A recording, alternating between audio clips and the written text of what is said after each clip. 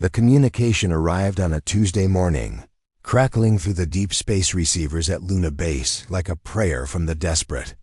Ambassador Zixthara's voice carried the weight of 1,000 dying worlds as she spoke into the recording. Device, her forearms trembling with exhaustion and fear. "People of Earth," she began, her translator struggling with the alien words. "I am Zixthara of the Villani Federation. We represent the Galactic Council of Peaceful Species. We have watched your people grow and learn among the stars. We know you are young and new to space travel, but we need your help." Captain Jake Morrison sat in his command chair at Luna Base, watching the message for the 5th time. The holographic display showed the alien ambassador clearly. She looked like a tall, thin human with blue skin and extra arms. Her large eyes were filled with tears that glowed softly in the dim light of her ship. "The Kethmer Empire has broken. The peace," Zixthara continued. "For 1,000 years, we have lived without war. The Kethmer agreed to leave us alone. Now they attack our worlds. They take everything. They eat our planets and leave nothing behind. Their ships are alive. They grow and spread like a disease." Morrison paused the message and looked at his second-in-command, Commander Ryan Carter. Both men had been expecting this day for 20 years. Earth had been listening to alien communications since 2157. They knew about the Galactic Council. They knew about the long peace. They also knew it would not last forever. "How many ships do you think they want?" Carter asked, leaning back in his chair.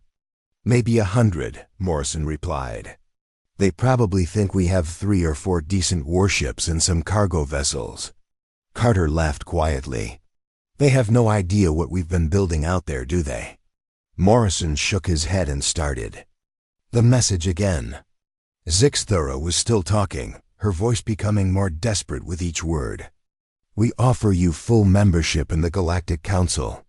We will share our technology. We will open our trade routes to your people. We will give you maps of safe worlds where your kind can live and grow. All we ask is that you help us fight the Kethmer. Send us your warriors, send us your ships. Help us save our children." The message ended with coordinates and a time limit. The Kethmer fleets were moving toward the Villani home system. They would arrive in 6 months. Any help had to come soon, or it would be too late. Morrison stood up and walked to the massive window that looked out over Luna Base. The facility was huge, carved deep into the moon's surface. But it was nothing compared to what humanity had. Built in the dark spaces between the planets. "Send a message to Admiral Hayes," Morrison said. "Tell her the call finally came. Tell her to begin Operation Shepherd." Carter nodded and began typing on his console. "What about the aliens? Do we tell them we're coming?" "Send them a simple reply," Morrison said. "Tell them Earth accepts their request for assistance. Tell them our fleet will arrive at their coordinates in 4 months." "Should we tell them how many ships we're sending?" Morrison smiled. "Let it be a surprise." 3 days later, Admiral Lisa Hayes stood in the command center of Titan Station, humanity's largest military base. The station was hidden in the asteroid belt, disguised as a mining operation. From the outside, it looked like a collection of rock processors and cargo ships. Inside, it was the beating heart of humanity's war machine. "How long have we been preparing for this?" Hayes asked her chief of staff, Colonel Marcus Stone. 37 years, Stone replied, reading from his tablet. "Ever since we detected the first alien radio signals. The politicians thought we were crazy for building such a large fleet. They said we were preparing for a war that might never come." Hayes nodded. "The politicians were thinking like humans. They forgot that the universe is full of things that don't think like us." She walked to the central display, which showed a 3-dimensional map of the solar system. Red dots marked the locations of human military bases and shipyards. There were dozens of them, spread from Mercury to the outer planets. Each one was hidden and protected. Current fleet status? Hayes asked. 1,800 active warships, Stone replied. Another 600 in final construction. We can have 1,200 ships ready to move within the week. Hayes raised an eyebrow. 1,200 ships for a peacekeeping mission? The aliens don't know what peacekeeping means to humans, Stone said with a grin. They think it means sending a few soldiers to keep people from fighting. We know it means having enough firepower to make sure nobody wants to fight. On the far side of the solar system, Dr. Elena Rodriguez was reviewing intelligence reports about the Kefmer Empire. Her research station on Pluto was officially studying ice formations. In reality, it was humanity's main center for alien research and technology development. The Kefmer use living ships, she explained to her team during their morning briefing. Their vessels are grown, not built. They can heal themselves, adapt to new threats, and reproduce if given enough resources. Most alien species find them terrifying because they're so different from normal technology. What about us? Asked Dr. Alan Brooks, her assistant. How do we fight living ships? Rodriguez smiled. We've been fighting living things for millions of years. Every virus, every bacteria, every parasite that ever threatened humanity. We know how to kill things that adapt and evolve. We just need to do it on a bigger scale. She pulled up a holographic display showing Kefmer ship designs. The vessels looked like giant sea creatures, all tentacles and organic curves.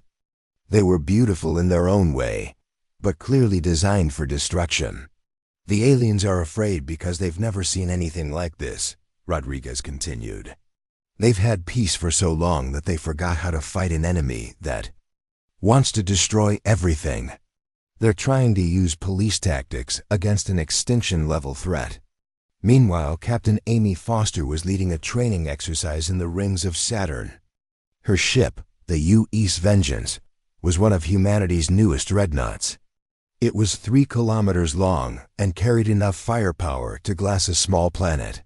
Remember, she told her crew over the intercom, the aliens we're going to help have never seen real combat.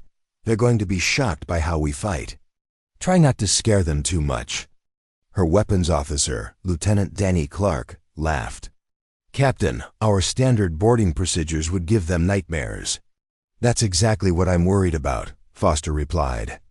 We need to win this war, but we also need to make sure we don't terrify our allies in the process. The training exercise continued for 3 hours. The human ships moved through complex attack patterns, practicing the kind of aggressive tactics that had kept Earth safe for centuries. They were fast, brutal, and efficient. Every movement was designed to end fights quickly and completely. Back on Luna Base, Morrison received a new message from the aliens. This one was from Admiral Kethler of the Villani Defense Force. He was thanking Earth for agreeing to help and asking for details about the human assistance. We are grateful for your offer of aid, the alien admiral said. We hope your people can send perhaps 50 ships and a few thousand soldiers. We know your species is young and your technology is limited. Any help you can provide will be welcome. Morrison shared the message with Carter, who shook his head in amazement. 50 ships, Carter said. They're expecting 50 ships. They have no idea what they're about to see, Morrison replied. I almost feel sorry for them. They called for help thinking they were getting a small police force. Instead, they're getting the largest military fleet in human history. What about the Kefmer? Carter asked. Morrison's expression grew serious. They're about to learn why Earth is called a death world. They're about to discover what happens when a species that evolved through constant warfare decides to end a threat permanently. The preparations continued throughout the solar system. Ships were loaded with supplies, weapons were tested, and soldiers prepared for their first real battle against alien enemies. Humanity was about to enter galactic politics. In the most dramatic way possible, the aliens had asked for help. They were about to get more than they could have ever imagined. The first sign that something was different came when the human fleet dropped out of hyperspace near the Villani homeworld. Ambassador Zix Thara stood on the bridge of the orbital defense station, watching her sensors with growing confusion. How many ships did you say were coming? She asked her aide, a young Villani named Corptel. The humans said they were sending assistance, Corptel replied, checking his datapad. We expected maybe 30 or 40 vessels. Zix Thara looked at the sensor display again. The numbers kept climbing, 50 ships, 100 ships, 200 ships. The counter stopped at 312 human warships, all arranged in perfect military formation. This cannot be correct, she whispered. Check the sensors again. But the sensors were working perfectly. The human fleet was real, and it was massive. Each ship was larger than anything the Villani had ever built. For war. The smallest human vessel was bigger than the Villani flagship. Admiral Keflor arrived on the bridge 20 minutes later, his forearms shaking with excitement and fear. He had commanded the Villani Defense Force for 40 years, but he had never seen anything like this. Are they all warships? He asked. Yes, sir, Corptel replied. Every single vessel is armed. Our computers are having trouble counting all the weapons. Admiral Kefler stared at the display.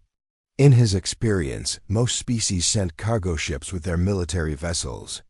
They brought supplies, medical equipment, and civilian support crews.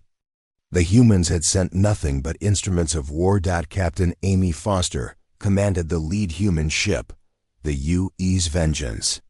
She received a communication request from the Villani almost immediately after arriving. This is Admiral Kefler of the Villani Defense Force, came the translated voice. We welcome you to our system. We are grateful for your assistance. However, our sensors indicate you have brought far more ships than we expected. Foster looked at her communications officer, Lieutenant Betty Nash, who shrugged. Tell him this is our standard peacekeeping force, Foster said. Standard peacekeeping force? Kefler's voice carried clear confusion.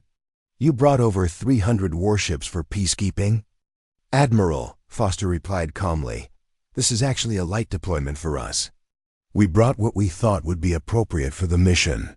There was a long silence on the communication channel. Finally, Kefler spoke again. May we come aboard your ship to discuss the situation? Of course, Foster said. We'll be happy to meet with you. 2 hours later, Admiral Kefler and his staff shuttled over to the UE's Vengeance. The moment they stepped into the human ship, they knew they were dealing with something completely different from anything they had encountered before. The corridors were wide and reinforced. The walls were covered with blast-resistant materials. Everything was designed for combat, even the parts of the ship that should have been peaceful. The Villani delegation felt like they were walking through the inside of a weapon. Captain Foster met them in the main briefing room. She was a tall woman with short brown hair and calm blue eyes. She wore a military uniform that looked both practical and intimidating. Her crew members moved with the precise efficiency of professional soldiers. Welcome. Aboard the Vengeance, Foster said, gesturing to chairs around a large table. I understand you have questions about our fleet. Captain Foster, Admiral Kefler began carefully. We are grateful for your help. But we must ask, why did you bring so many ships? We are facing a serious threat, but surely 300 warships is excessive? Foster exchanged a look with her second-in-command, Major Danny Clark. Admiral, perhaps you could tell us about your military experience. How many wars has the Villani Defense Force fought? Kefler seemed confused by the question. Wars? We have not fought a war in over 1,000 years. We have had some border disputes and minor conflicts, but nothing that could be called a war. I see, Foster said. And when you deal with these conflicts, what is your goal? To restore peace with minimal casualties, Kefler replied immediately. We try to negotiate, to find compromise, to ensure that all parties can coexist. Foster nodded slowly. That explains the difference in our approaches. When humans fight, our goal is to end the threat permanently. We don't seek compromise with enemies who want to destroy us. We seek victory. Dr. Alina Rodriguez entered the briefing room at that moment, carrying a data pad full of intelligence reports. She had been studying everything the Galactic Council knew about the Kethmer Empire. "Captain," she said, "I've finished analyzing the enemy capabilities. The Kethmer have been expanding their territory for 50 years. They've destroyed 12 different species completely. They don't negotiate. They don't compromise. They consume everything in their path." Kefler and his staff looked uncomfortable. "Dr. Rodriguez is correct," the Admiral admitted. "The Kethmer do not seem interested in peace talks. But surely there must be some way to reach an agreement." Rodriguez sat down at the table and activated her datapad. A holographic display showed Kethmer fleet movements over the past decade. "Admiral, look at this pattern. They attack, they consume, they move on. They've never left survivors. They've never offered terms.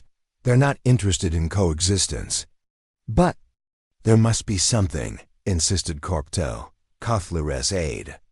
"No species is purely evil. There must be some way to communicate with them." Major Clark leaned forward.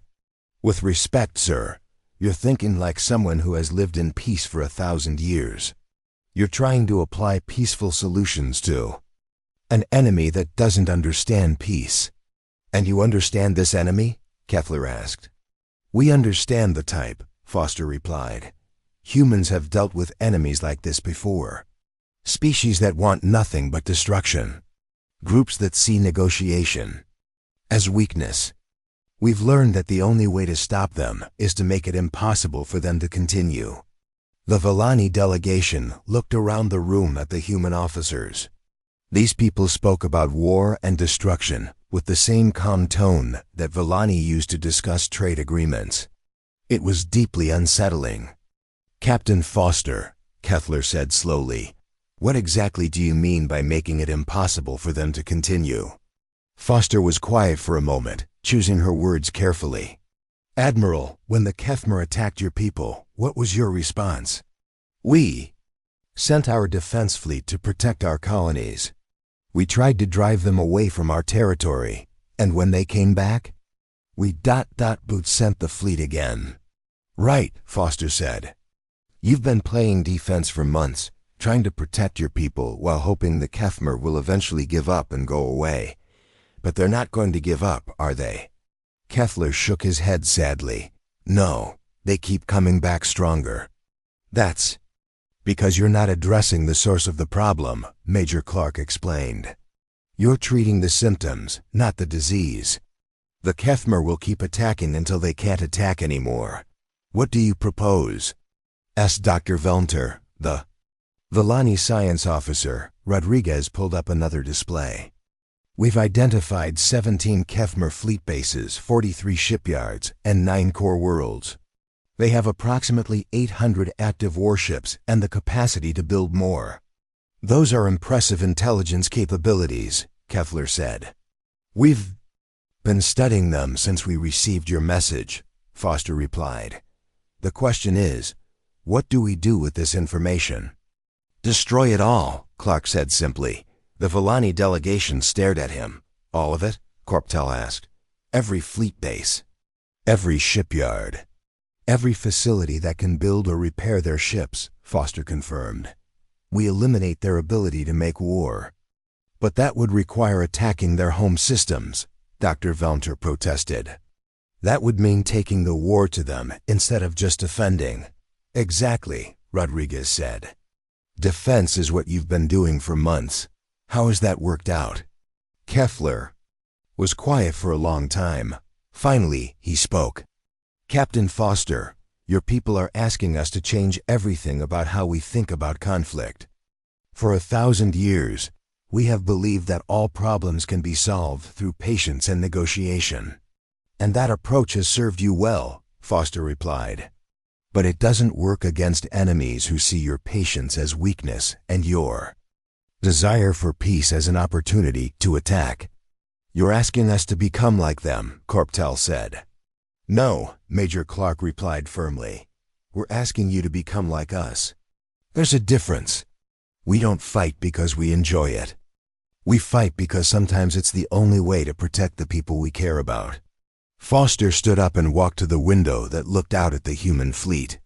Admiral, your people called us for help because you were facing an enemy you couldn't defeat. We came because we believe that peaceful people deserve to live in peace. But peace isn't something that just happens. It's something you have to fight for and protect. And if we refuse to take the war to the Kethmer? Kefler asked. Then, we'll do it ourselves, Foster said simply. But it would be better if we worked together. Your people know this area of space. You understand the political situation. We know how to end threats permanently. The Villani delegation exchanged looks. They were clearly struggling with concepts that were completely foreign to their culture. We need time to discuss this, Admiral Kefler said finally. Of course, Foster replied, but don't take too long. Every day we wait, the Kethmer gets stronger and more people die. The emergency alarm on the Villani command station woke Admiral Kefler from an uneasy sleep. He had been dreaming about the human warships, their massive hulls bristling with weapons he couldn't understand. Now the nightmare was becoming real. Admiral, came the voice of his communications officer. We're receiving reports from Kepler Station. The Kethmer have surrounded the supply depot. 200 bioships are attacking. Kefler rushed to the command center, his 4 arms moving quickly to secure his uniform. Kepler Station was vital to the defense of 3 systems. It supplied fuel, ammunition, and spare parts to the entire Galactic Council fleet in this sector. How long have they been under attack? He asked. 6 hours, replied Commander Nexali, his second in command. The station is holding, but barely. Their shields are down to 30%. Kefler studied the tactical display. The Kethmer had positioned their living ships in a perfect sphere around the station. Each bioship was slowly spraying acid that ate through the station's defenses. It was a careful, methodical attack designed to capture the facility intact. What about our relief fleet? Admiral Morton's ships are 2 days away, Nexali reported. Even at maximum speed, they won't arrive in time. Kefler felt the familiar weight of helplessness. This was how every battle had gone for months. The Kethmer would attack, the defenders would hold as long as possible, and then the alien bioships would either retreat or complete their destruction. There was never enough firepower in the right place at the right time. Sir, the communications officer called out, Captain Foster of the human fleet is requesting to speak with you. Kefler activated the communication link. Foster's face appeared on the main screen, calm and professional as always. Admiral, she said, we've detected the attack on Kepler Station. My ships can be there in 3 hours. Captain, the Kethmer have 200 ships surrounding the station. We have never seen them deploy so many vessels in one location. Foster nodded. 200 bioships. We've been studying their formation through your sensor feeds. It's an impressive siege, but it has weaknesses. Weaknesses? Kefler asked. Admiral, with respect, this is exactly the kind of overwhelming force that has defeated us repeatedly. That's because you've been fighting them like you fight other civilized species, Foster replied. You're trying to minimize damage, preserve life, and find tactical advantages. The Kethmer don't think that way. What do you propose? Foster's expression grew serious. We're going to break their siege in one attack. Complete victory in under 4 hours. Kefler felt his blood go cold. Captain, that's impossible. Even if you brought your entire fleet, the Kethmer bioships are designed to adapt to new threats. The longer the battle continues, the stronger they become. Then we won't give them time to adapt, Foster said simply. We're moving out now.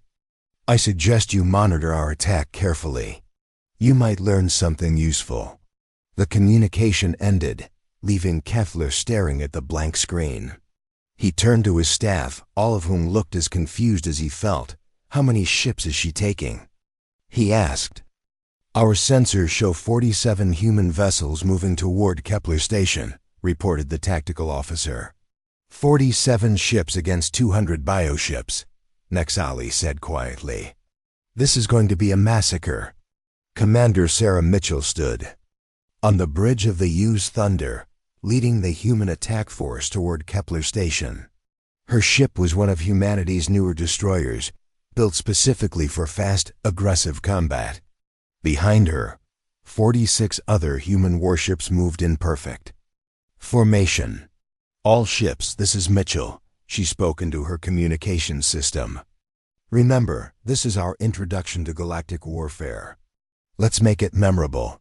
Thunder, this is Lieutenant Colonel Marcus Stone on the ground assault ship Davis," came a voice over the comm. "My Marines are ready for boarding operations." "Copy. That's Stone. You'll have your targets in 90 minutes. Dr. Elena Rodriguez was monitoring the approach from her science vessel, the UE's Discovery. Her job was to analyze Kethmer bioship behavior during combat and develop countermeasures in real time. "All ships, this is Rodriguez," she broadcast. "I'm reading the bioship's adaptation patterns. They're already beginning to shift their formation in response to our approach. They think they know what we're going to do." "What do they think we're going to do?" asked Captain Ben Parker of the destroyer Fury. "They expect us to probe their defenses, test their weapons, and gradually work our way through their formation," Rodriguez replied. "That's how every other species fights them." "Good thing we're not every other species," Mitchell said with a smile. The human fleet reached the edge of the Kepler system and immediately accelerated to attack speed. The Kethmer bioships detected them and began to spread out, preparing for a long, careful battle. They were completely unprepared for what happened next. "All ships, this is Mitchell. Execute Plan Hammer. Maximum aggression, no mercy." The human fleet didn't slow down. Instead of forming a battle line and engaging the enemy at long range, they accelerated directly into the center of the Kethmer formation. Their weapons began firing at maximum range, not with careful, measured shots, but with continuous streams of destructive energy. Major Danny Clark watched from the bridge of the assault ship as the first human destroyers smashed through the Kethmer defensive line. The bioships tried to adapt, extending tentacles and defensive barriers, but the human weapons were designed to overwhelm biological defenses. "Look at that," he said to his boarding team leader, Sergeant Kelly Wright. "The bioships are trying to heal themselves faster than we can damage them. How's that working out for them?" Wright asked. "Not well," Clark replied, watching as 3 Kethmer vessels exploded in rapid succession. "Turns out healing takes time, and we're not giving them any time." Lieutenant Colonel Stone's Marines were preparing for something that had never been attempted before: boarding operations in the middle of a space battle. While the human ships tore through the Kethmer formation, assault shuttles launched from the larger vessels. "Remember," Stone told his Marines over the comm, "these bioships are alive. That means they have nervous systems, circulation systems, and vital organs.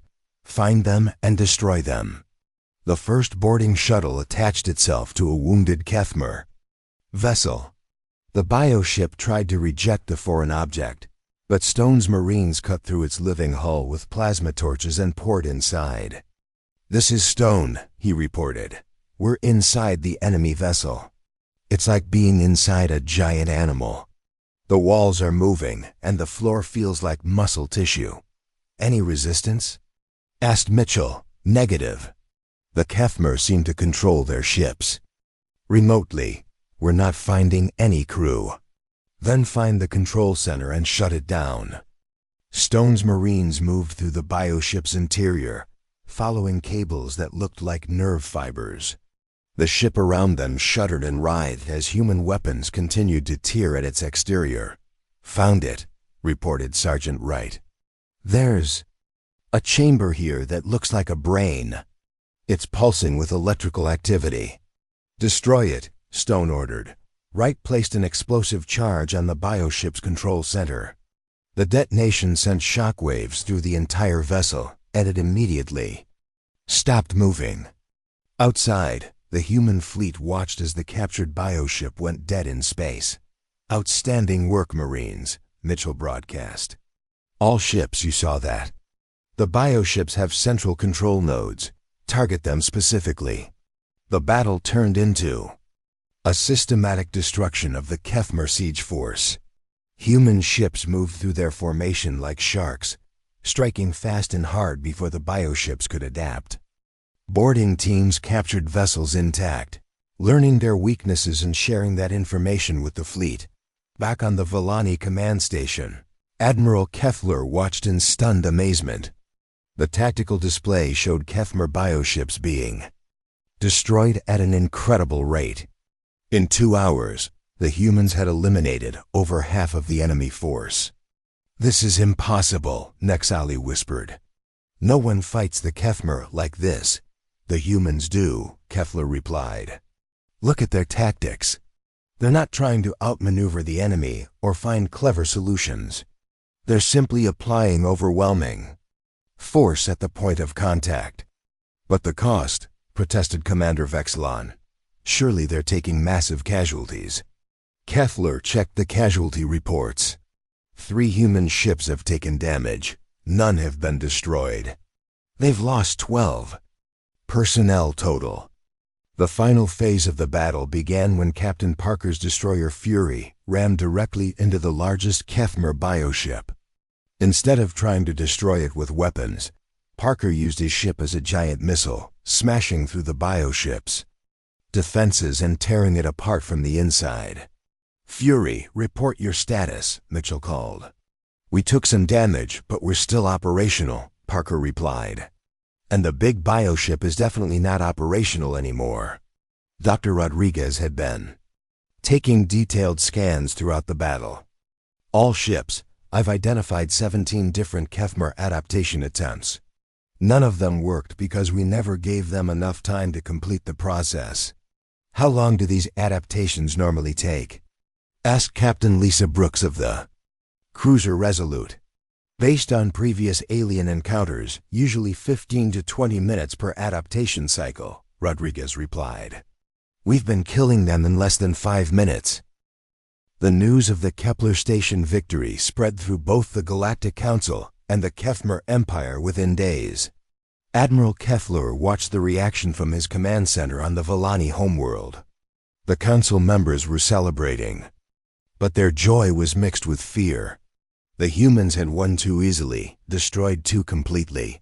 The Kefmer response came exactly 1 week later. "Admiral," reported Commander Nexali, his voice tight with worry, "we're receiving attack reports from 12 different systems. The Kefmer are hitting us everywhere at once." Kefler studied the tactical display. Red markers showed enemy fleets attacking Council worlds across 1,000 light-years of space. Each attack force contained at least 300 bioships. The largest, striking at the industrial world of Nexus Prime, had over 800 vessels. "They're trying to overwhelm us with numbers," he said. "Force us to spread our defenses so thin we can't concentrate enough firepower to stop them." "Sir," the communications officer called out, "Admiral Hayes of the human fleet is requesting immediate conference." Hayes appeared on the main screen within seconds. Behind her, Kefler could see frantic activity as human officers coordinated responses to multiple crises. "Admiral," Hayes said without preamble, "we've detected the Kefmer offensive. 12 simultaneous attacks, over 4,000 enemy bioships total. They're going for broke." "Admiral Hayes, even with your impressive capabilities, surely you cannot fight on 12 fronts at once." Hayes smiled, and Kefler found the expression deeply unsettling. "Admiral, you're still thinking in terms of the fleet you've seen. That was our advance force. Advance force? The 300 ships we brought to your system represent about 15% of our available fleet, Hayes explained. We've been building ships for 30 years, preparing for exactly this kind of situation. Before Kethler could respond, his sensor officer called out urgently, "Admiral, I'm detecting massive hyperspace signatures throughout the system. Something big is coming." Through the viewports of the Villani command station, new ships began appearing. Not dozens or hundreds, but thousands. The human fleet that emerged from hyperspace was larger than anything any galactic species had ever assembled. "How many ships do you have?" Kethler asked weakly. "Currently operational?" "About 1,800, Hayes replied. "We can have another 600 ready within the week if needed." The scale was incomprehensible.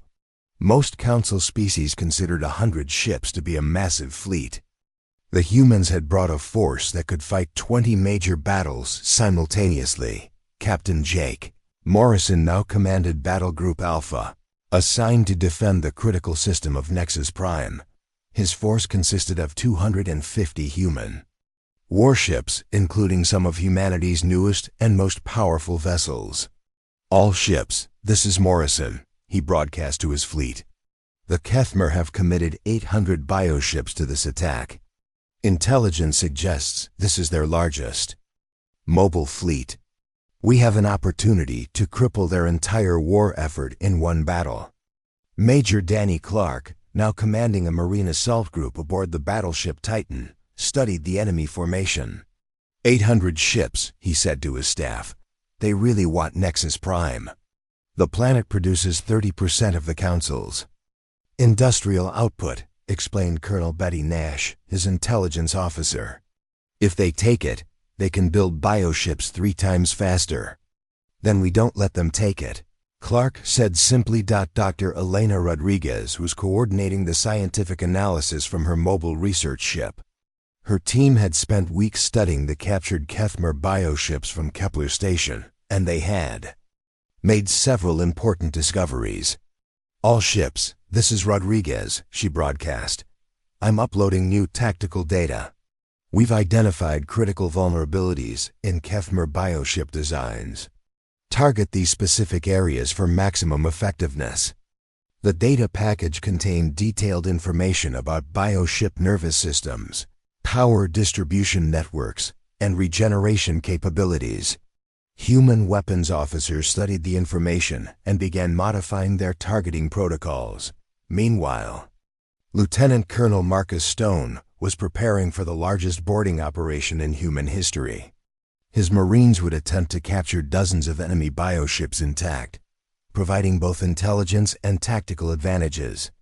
"Remember," he told his battalion commanders, "these ships are alive, but they're also machines. They have to follow certain biological rules. We've learned those rules, and now we're going to use them against the enemy."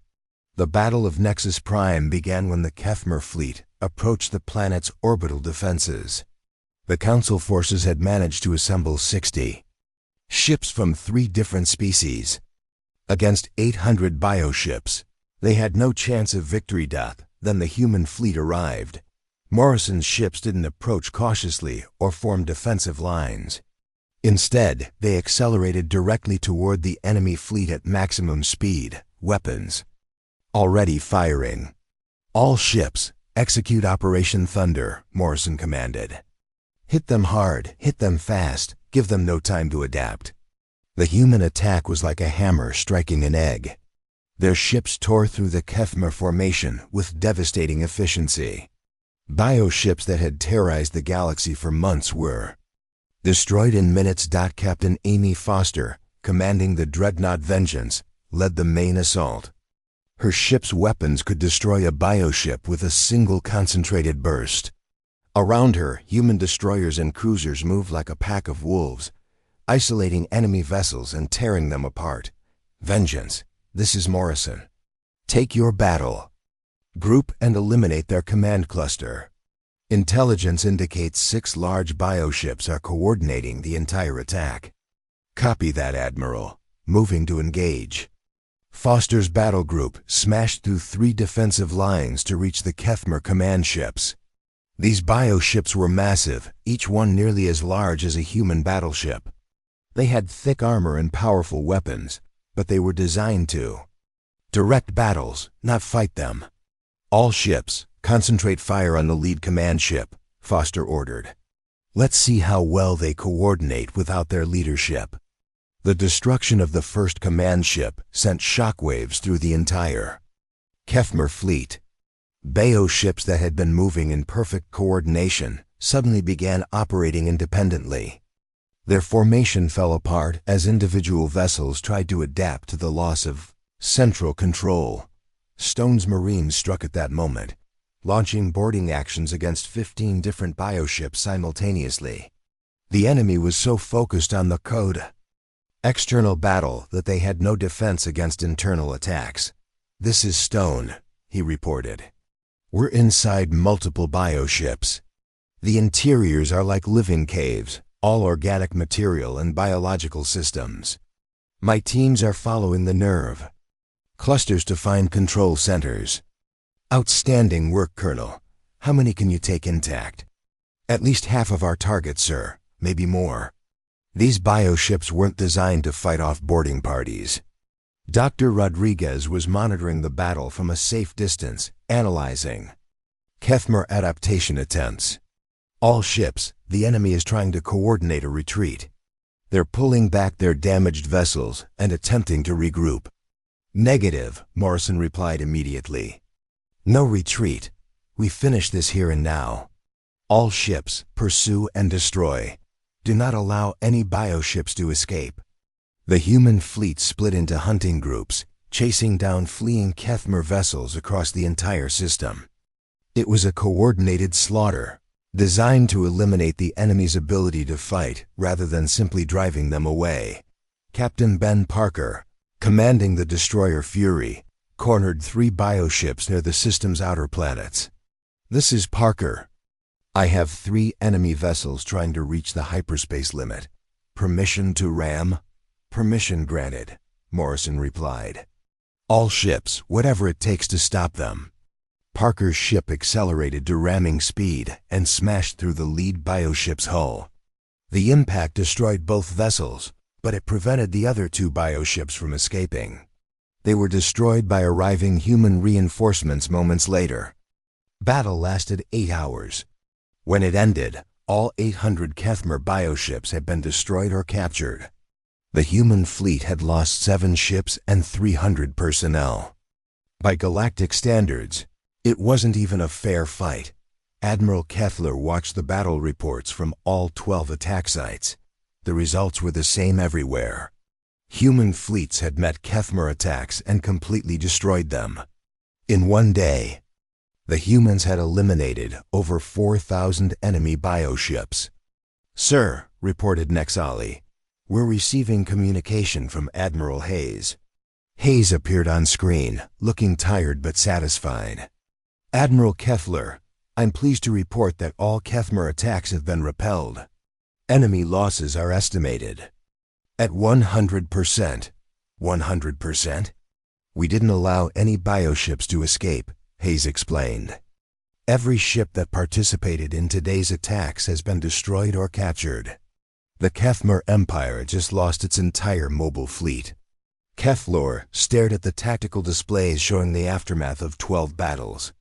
Debris fields marked where Kethmer fleets had been completely annihilated.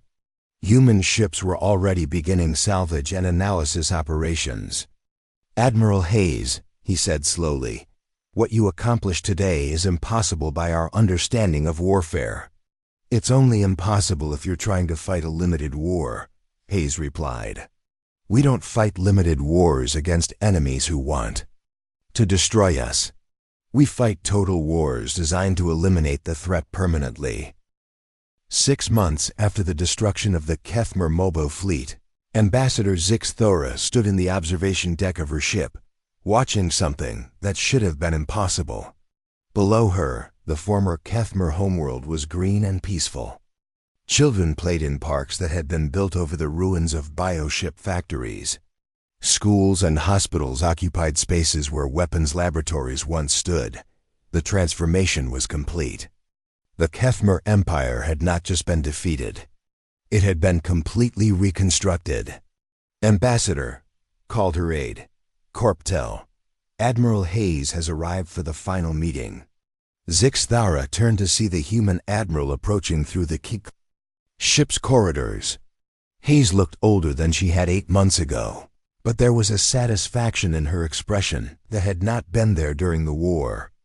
"Admiral," Zixthara said, extending her 4 arms in the traditional Villani greeting. "Welcome to what was once the Kethmer capital." Hayes returned the greeting with a slight bow. "Thank you for hosting this meeting. I thought it was important to hold it here, where everything began." They walked together to the conference room, where representatives from all the major council species were waiting. Admiral Kefler sat at the head of the table, no longer the confused and frightened commander he had been at the start of the war. Months of working with human military advisors had changed him. "Admiral Hayes," Kefler said as she entered, "we gather today to formally conclude what historians are already calling the shortest war in galactic history." Hayes took her seat at the table. Around her sat the leaders of species that had ruled this part of the galaxy for thousands of years. But something fundamental had changed in the relationships between these civilizations. 8 months ago, Hayes began. Ambassador Zixthara sent a message to Earth asking for help against an enemy that threatened to destroy your way of life. Today, that enemy no longer exists. Dr. Elena Rodriguez, who had been promoted to Director of Galactic Xenobiology, activated a holographic display showing the former Kethmer territory. "The biological analysis is complete," she reported. "We have successfully converted all Kethmer biotechnology to peaceful purposes. Their ships now serve as orbital habitats. Their weapons facilities have become research centers for medical advancement." Colonel Marcus Stone, now General Stone and commander of the Galactic Peacekeeping Corps, added his report. "All former Kethmer military personnel have been integrated into civilian society. We've established education programs to help them understand concepts like negotiation, compromise, and peaceful coexistence." Admiral Keflur looked around the table at his fellow council members. "When we first called for human assistance, we expected perhaps a few dozen ships and some military advisors. We thought we were asking for help in a limited conflict. What did you get instead?" Hayes asked with a slight smile. "We got a demonstration of what total victory actually means," replied Dr. Velmter, the Villani science minister. "You didn't just defeat the Kethmer. You eliminated their ability to ever threaten anyone again." Captain Amy Foster, now Admiral Foster and commander of the Galactic Defense Force, stood up and walked to the window overlooking the former Kethmer homeworld. "Look at that planet," she said. 8 months ago, it was the center of an empire dedicated to destruction and conquest. Today, former Kethmer children are learning to read in schools built by humans and Villani working together. "How did you do it so completely?" asked Admiral Morton of the Centauri Republic. "Even after you destroyed their fleets, we expected. Years of guerrilla warfare, resistance movements, and terrorism," General Stone answered. "The Kethmer were a military culture, but they weren't ideologically committed to destruction. Once we eliminated their leadership and military capability, the average Kethmer citizen had no interest in continuing the war. They just wanted to survive. Plus," added Dr. Rodriguez, "we learned that the Kethmer aggression was partly biological. Their leadership caste produced hormones that made them naturally hostile and territorial. We've developed treatments that reduce those impulses while preserving their individual personalities." Ambassador Zixthara shook her head in amazement. "You solved a biological problem with medical science while simultaneously winning a military campaign. Your species approaches problems differently than anyone else in the galaxy." "We approach problems with the goal of solving them permanently," Hayes replied. Half measures and temporary solutions just mean you have to deal with the same problem again later.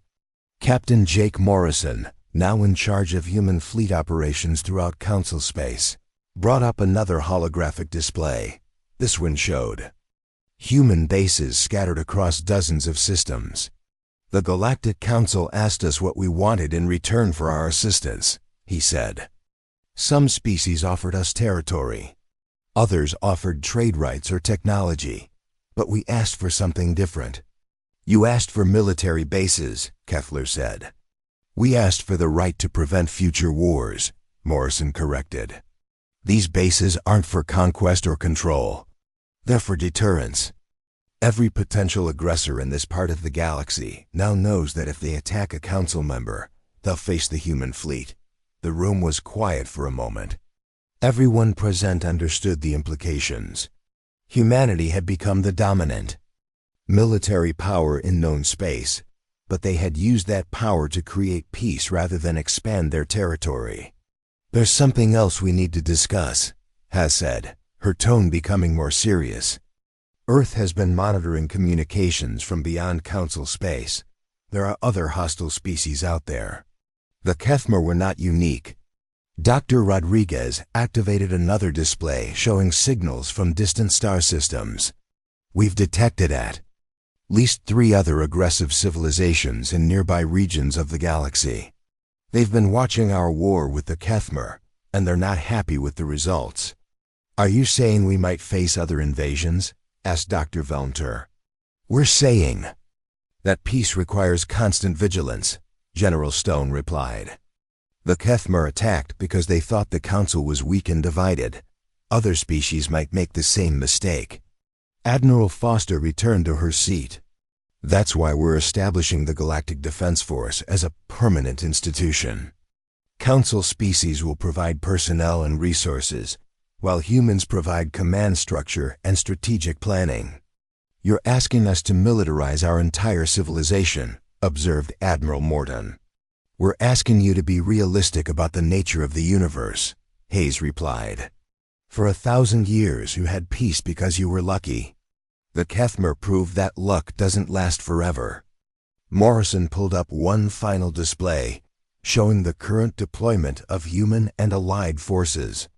We now have the capability to respond to any threat within Council space within 48 hours.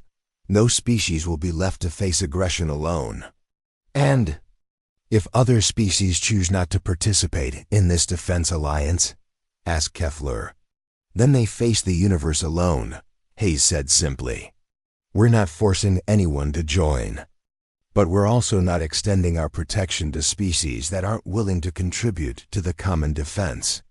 Ambassador Zix Thara stood up and walked to the window. Outside, she could see human and alien children playing together in parks. That had been battlefields just months ago. When I sent that first message to Earth, she said, I was asking for help to save our civilization. I had no idea I was asking you to save our entire way of thinking about conflict and peace. What do you mean? Asked Hayes. Before you came, we believed that peace was natural and war was an aberration, Zixthara explained. We thought that if we were just reasonable enough, patient enough, diplomatic enough, we could solve any problem without violence. And now? Now we understand that peace is something you have to fight for and protect. We've learned that sometimes. The most merciful thing you can do is be so strong that your enemies don't dare test you. General Stone nodded approvingly. You're learning to think like humans.